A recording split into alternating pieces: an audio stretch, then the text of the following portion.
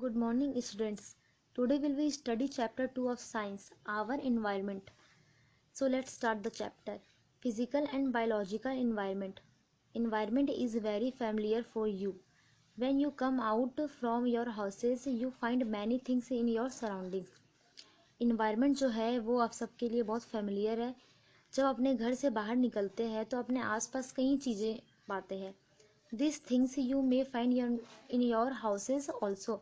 और ये चीज़ों को आप अपने घर में भी पा सकते हैं. This things like plants, animals and other objects may be common and some may be different. और ऐसी चीज़ें कॉमन भी हो सकते हैं और कुछ चीज़ें डिफरेंट भी हो सकती है.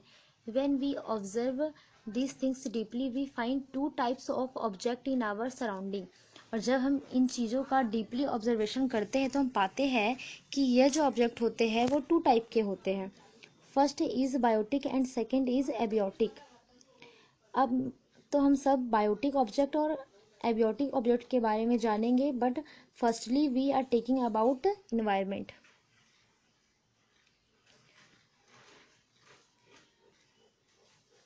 The condition surrounding an organism form its environment. एक ऑर्गेनिज्म के चारों ओर का जो कंडीशन होता है वह उसका इन्वायरमेंट बनाता है. वह उसका चारों ओर का जो कंडीशन है इन्वायरमेंट कहलाता है. Environment means the surrounding in which animals and plants live. Environment का मतलब हुआ चारों ओर जिसमें एनिमल्स और प्लांट्स रहते हैं, including both the factors and the organisms. Thus, in common words, the physical and the biological objects of the world in which we are living are called environment. तो इस तरह हम सब जहाँ रहते हैं उसके आसपास के फिजिकल और बायोलॉजिकल ऑब्जेक्ट्स जो होते हैं वो इन्वायरमेंट कहलाते हैं. The physical and the biological objects of the world in which we are living are called environment. Physical object means जो नॉन लिविंग थिंग्स होते हैं, बायोलॉजिकल मीन्स जो लिविंग थिंग्स होते हैं. Okay.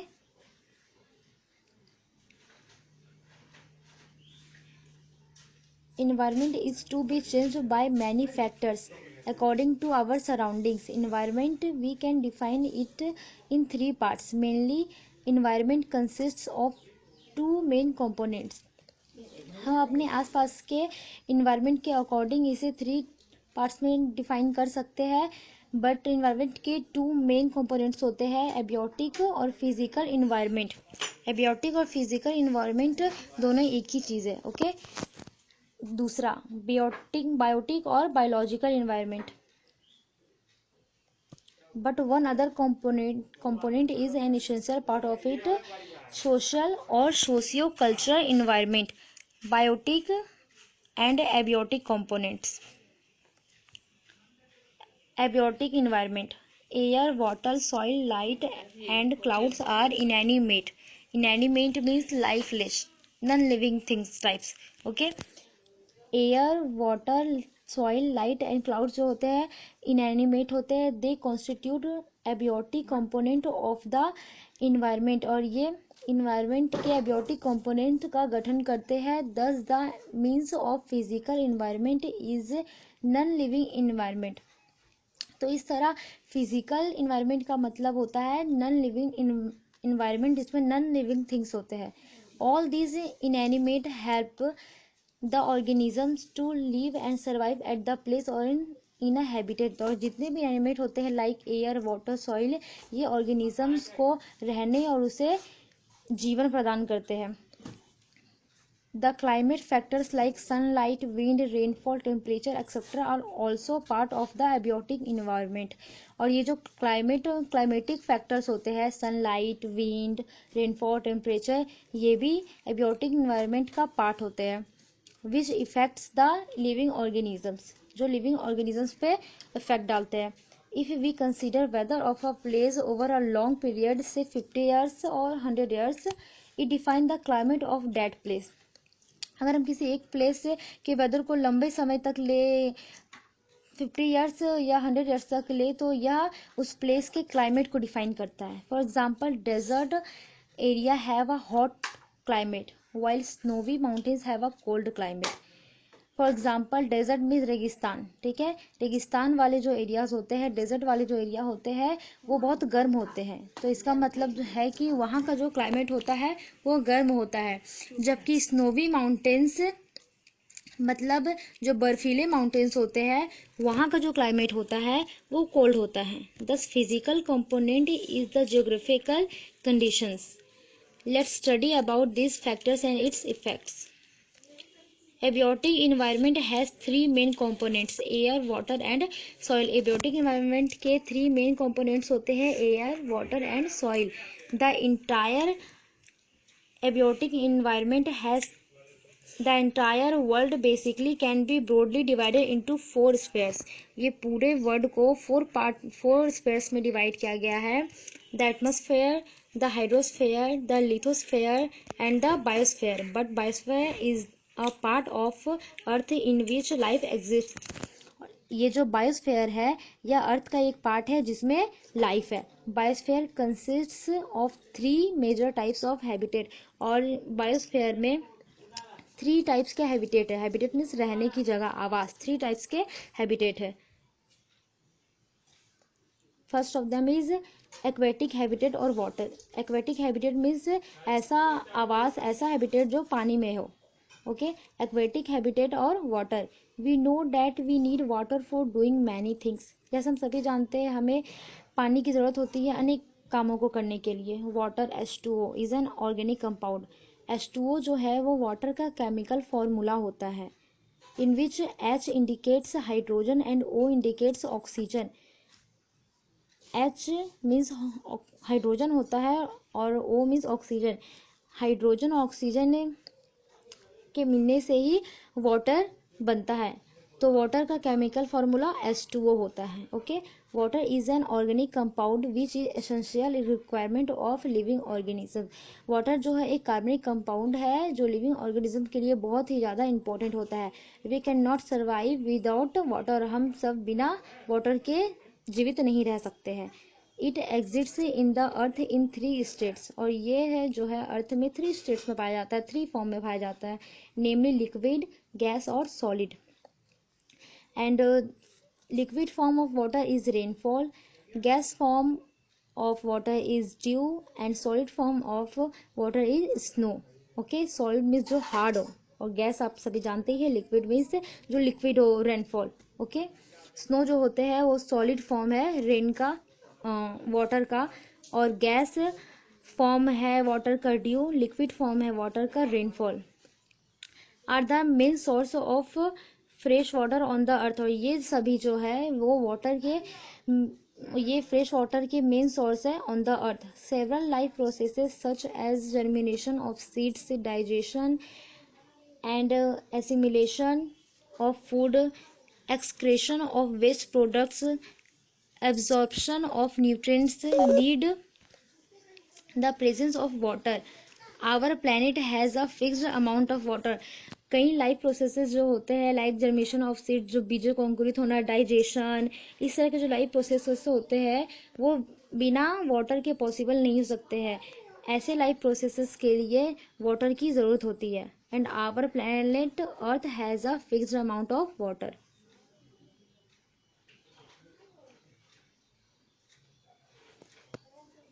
Terrestrial habitat or land. Land or soil is the outer part of the earth's crust on which we live. Land और जो soil होते हैं वो अर्थ के अपर लेयर के आउटर पार्ट होते हैं जहाँ हम सभी रहते हैं, वर्क करते हैं और ग्रो करते हैं. The word soil is derived from the word solum. और जो वर्ड है सॉइल, इसकी उत्पत्ति सोलम वर्ड से हुई है. इट मीन्स अर्थली मटेरियल, जिसका मतलब अर्थली मटेरियल होता है, मीन्स अर्थ का मटेरियल होता है. Earth surface is to be most variable in term of time and geography. और अर्थ का जो सरफेस है ये बहुत वेरिएबल है, मतलब बहुत इनमें चेंजेस आते रहती है, ये बहुत परिवर्तनशील होते हैं in term of time and geography. Large particles of soil are called gravel soil, और सॉइल के जो लार्ज पार्टिकल्स होते हैं उन्हें ग्रेवल सॉइल कहा जाता है। Smaller particles are called sand, और जो छोटे पार्टिकल्स होते हैं उन्हें सैंड कहा जाता है। But smallest particles are called clay, और जो सबसे छोटे पार्टिकल्स होते हैं सॉइल के, मिट्टी के, उन्हें क्ले कहा जाता है। Soil is important medium of plants growth, और सॉइल जो है वो प्लांट के ग्रोथ का इम्पॉर्टेंट मीडियम है। It contains water in the form of moisture, और क्योंकि इसमें पानी होता है in the form of moisture, नमी के रूप में सॉइल में पानी पाया जाता है, वाटर पाया जाता है। While soil gives us all minerals nutrients needed for the development of plant and animals, soil हमें बहुत सारे मिनरल्स और न्यूट्रिएंट्स प्रोवाइड कराते हैं जो एनिमल्स और प्लांट्स के डेवलपमेंट के लिए बहुत ज़रूरी होते हैं। Aerial habitat or air. Air is not an easy medium to support life, life would be impossible in the absence of air. Air is a mixture of gases, air जो है वो बहुत सारी गैसों का मिक्सचर है, और without air life would be impossible. All organism need oxygen for respiration, तो जितने भी ऑर्गेनिज्म और जितने भी लिविंग ऑर्गेनिजम्स हैं उन्हें ऑक्सीजन की ज़रूरत होती है फॉर रेस्पिरेशन, मतलब सांस लेने के लिए ऑक्सीजन की ज़रूरत होती है। Due to shortage of air we have breathing problem on hills, hills means पहाड़, और पहाड़ बहुत ऊंचे होते हैं जहाँ एयर की कमी होती है, इसलिए वहाँ हमें सांस लेने में प्रॉब्लम आती है। Air contains oxygen, nitrogen, it also contains water vapours, dust particles and carbon dioxide. Air में ऑक्सीजन होते हैं, नाइट्रोजन होते हैं, और इसमें वाटर वेपर्स भी होते हैं, और डस्ट के पार्टिकल्स भी होते हैं, और कार्बन डाइऑक्साइड भी पाया जाता है। Carbon dioxide is used by plants to prepare food by photosynthesis, और इसमें कार्बन डाइऑक्साइड पाया जाता है जो प्लांट्स द्वारा फोटोसिंथेसिस प्रोसेस के दौरान यूज कर लिया जाता है। दस abiotic environment has essential object for life, तो इस तरह हमने जाना कि एबियोटिक इन्वायरमेंट में कई ऐसे ऑब्जेक्ट्स होते हैं जो हमारे लाइफ के लिए एसेंशियल है। Biotic environment, all living organism of our environment are biotic components, हमारे इन्वायरमेंट के जितने भी लिविंग ऑर्गेनिजम्स है वो बियोटिक कंपोनेंट्स है। Plants, human beings and animals are living organisms, plants, humans और एनिमल्स जो है वो लिविंग ऑर्गेनिजम्स है। Some organisms are so small that this can be seen by microscope, तो कुछ ऑर्गेनिज्म जो होते हैं वो बहुत छोटे होते हैं साइज में, जिसे हम लोग अपने खुले आंखों से नहीं देख सकते हैं, ये सिर्फ माइक्रोस्कोप के थ्रू ही देखे जा सकते हैं। These are called micro organism, और इस तरह के ऑर्गेनिज्म को माइक्रो ऑर्गेनिजम्स कहा जाता है। Biotic consists of the living organisms which are distinguished on the basis of their nutritional relationship, these are distinguished below. Producers, green plants are called producers because they prepare their food on. All green plants have the coloring matter called chlorophyll. जो green plants होते हैं उन्हें producer कहा जाता है क्योंकि वे अपना food खुद से प्रिपेयर करते हैं। प्लांट्स के लीफ में ग्रीन कलर का एक कलरिंग मैटर पाया जाता है जिसे क्लोरोफिल कहा जाता है, ठीक है। उसमें एक ग्रीन पिगमेंट पाया जाता है जिसे क्लोरोफिल कहते हैं, और क्लोरोफिल के कारण ही प्लांट्स के लीफ का कलर ग्रीन होता है। Okay, the green leaves produce food in the presence of sunlight, और ये जो ग्रीन लीव्स होते हैं वे सनलाइट के प्रेजेंस में फूड प्रिपेयर करते हैं। They use carbon dioxide, water and minerals from the soil, और ये लीव्स सॉइल से इस प्रोसेस को पूरा करने के लिए कार्बन डाइऑक्साइड, वाटर और मिनरल्स का यूज़ करते हैं। This process of preparation of food by plants is called photosynthesis, तो वह प्रोसेस जिसमें प्लांट्स अपना फूड प्रिपेयर करते हैं तो उस प्रोसेस को क्या कहा जाता है? Photosynthesis. Okay, the process of preparation of food by plants is called photosynthesis. Producers are also called autotrophs, और इस तरह के एनिमल्स को ऑटोट्रॉफ्स भी कहा जाता है। तो ऐसे एनिमल्स जो अपना फूड खुद से प्रिपेयर करते हैं उन्हें ऑटोट्रॉफ्स भी कहा जाता है। In this process plants convert the solar energy into chemical energy, और इस प्रोसेस में प्लांट्स सोलर एनर्जी को केमिकल एनर्जी में कन्वर्ट कर देते हैं। The equation of synthesis is following. तो हम लोग इस फोटोसिंथेसिस के प्रोसेस को इस इक्वेशन के थ्रू इजीली समझ सकते हैं। प्लांट सॉइल से कार्बन डाइऑक्साइड और वाटर लेते हैं और सनलाइट के प्रेजेंस में क्लोरोफिल के हेल्प से अपना फूड प्रिपेयर करते हैं। उनका फूड किस फॉर्म में होता है? As a carbohydrate.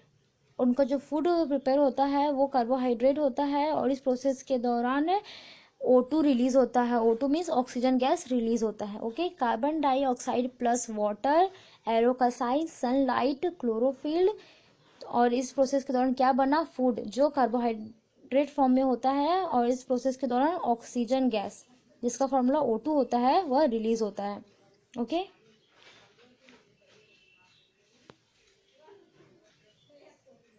Consumers. Animals do not have a mechanism like photosynthesis. Animals के पास प्लांट्स के जैसे फोटोसिंथेसिस के जैसे कोई मैकेनिज्म नहीं होता है। They can not prepare their food. Way plants के जैसे अपना फूड खुद से प्रिपेयर नहीं कर सकते हैं। They depend on plants for their food. इसलिए वे अपने फूड के लिए प्लांट्स पर डिपेंडेंट होते हैं। Thus those organisms which eat food prepared by producers are called consumers. तो इस तरह के तो ऐसे एनिमल्स, ऐसे ऑर्गेनिजम्स जो वह वैसे फूड खाते हैं जो प्रोड्यूसर्स के द्वारा प्रिपेयर किए जाते हैं, मतलब ऑटोट्रॉफ्स एनिमल के द्वारा प्रिपेयर किए जाते हैं।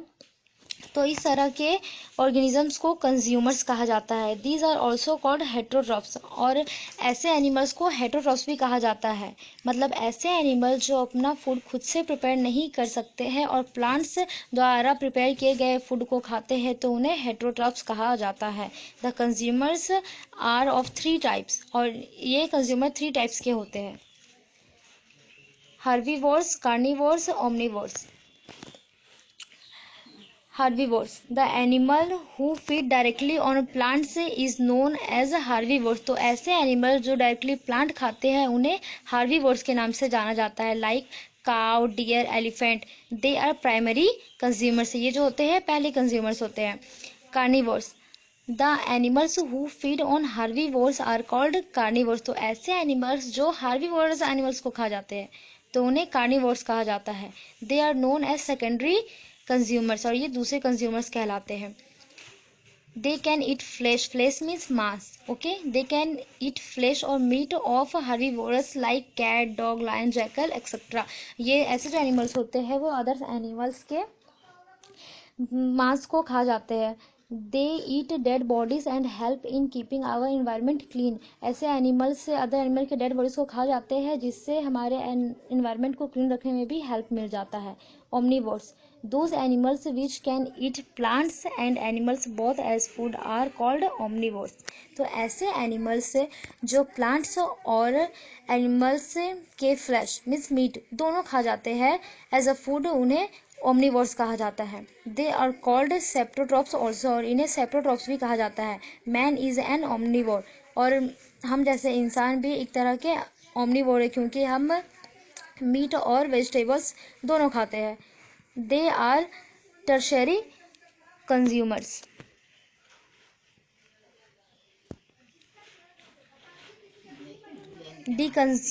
Decomposers.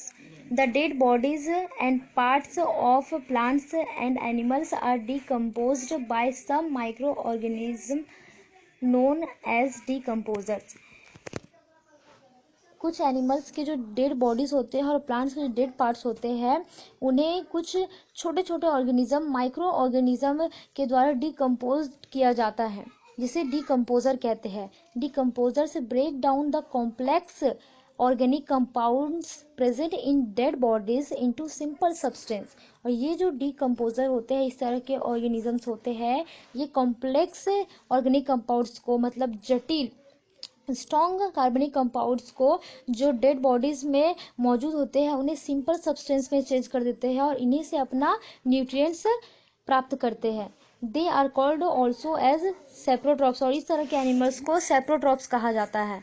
Animals like jackal, crows, and vultures act as scavengers. They consume and dispose of the dead bodies of animals, और ये इस तरह के एनिमल्स अदर्स एनिमल्स के डेड बॉडीज को का यूज़ करते हैं और उसे उसका निपटारा भी कर देते हैं. They act as a cleaning agent.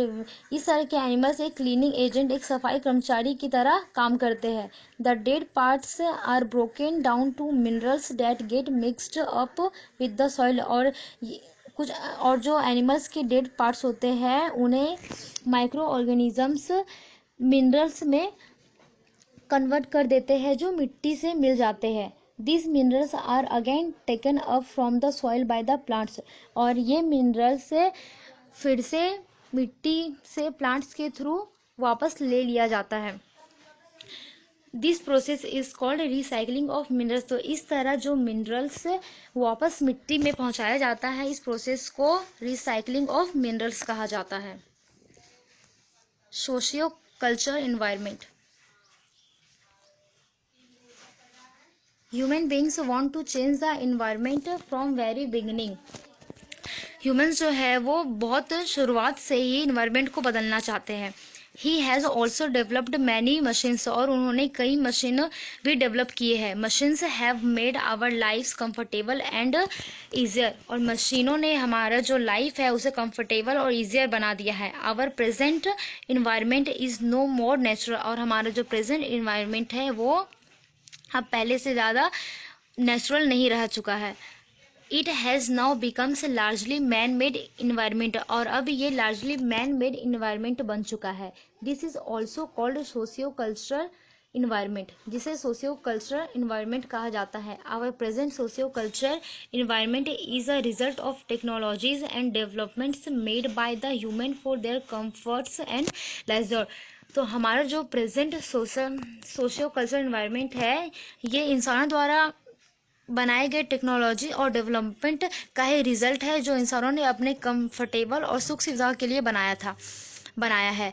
But these technologies have damaged our natural environment. लेकिन ये जो टेक्नोलॉजीज है इसने हमारे नेचुरल इन्वायरमेंट को डैमेज किया है, बहुत हानि पहुंचाई है. But in the villages socio culture environment is still in harmony with the nature. But villages में अभी भी सोशियो कल्चर इन्वायरमेंट नेचर के अनुरूप है.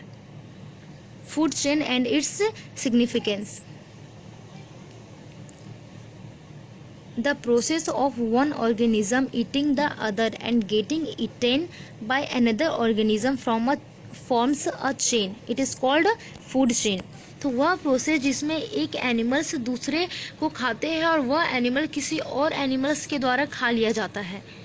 तो इस तरह का जो प्रोसेस है यह एक चेन बनाता है जिसे फूड चेन कहते हैं. फॉर एग्जाम्पल घास है और घास है बकरी है और शेर है. घास को बकरी खाती है और बकरी को शेर खाता है. तो first grass God and lion. तो इस तरह यह एक चेन बनाता है और जिसे फूड चेन कहा जाता है. Okay. The study of food chain helps in understanding of food relationship. और फूड चेन का स्टडी हमें फूड रिलेशनशिप को समझने में हेल्प करता है. Bye such type of studies. और इस तरह की स्टडीज से one can follow the basic mechanisms of transfer of food energy and nutrients through various components of nature. और इस तरह की स्टडीज से नेचर के वेरियस कंपोनेंट्स के थ्रू न्यूट्रिएंट्स और फूड एनर्जी के ट्रांसफ़र के बेसिक रूल्स को, बेसिक मैकेनिज्म्स को अच्छी तरह से फॉलो किया जा सकता है. Hope you all have understood this chapter well. Now chapter 2 is finished.